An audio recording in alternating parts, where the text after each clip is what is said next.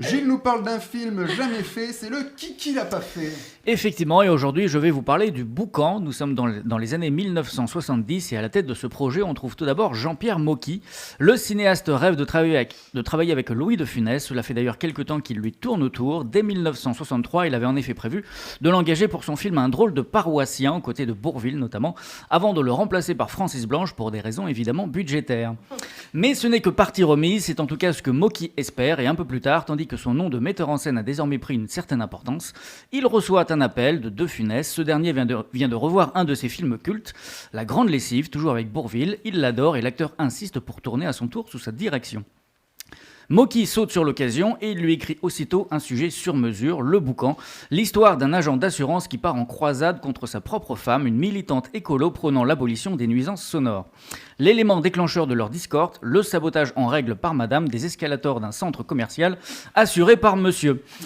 Emballé par le sujet, De Funès s'implique alors activement avec Mocky dans le peaufinage de l'histoire, interrogeant les motivations des personnages, proposant des modifications dans les dialogues, les situations, etc.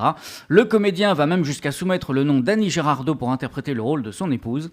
Quant au producteur du projet, il est déjà tout trouvé, il s'agit de Christian Fechner, auprès de qui Louis de Funès se veut fidèle depuis leur collaboration sur L'aile ou la cuisse de Claude Zidi.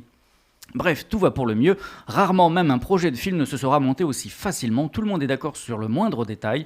Aucun nuage à l'horizon jusqu'au jour où Fechner décide de mettre un terme brutal à ce boucan. Il n'y croit plus. Curieux. Mais pas si grave au fond, des projets avortés, Mocky en a plein ses tiroirs, alors un de plus, un de moins, cela ne change pas grand chose à sa vie et il encaisse.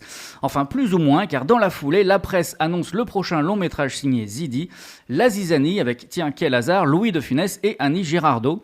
Jean-Pierre Mocky mène l'enquête et découvre rapidement que le sujet ressemble comme deux gouttes d'eau au sien.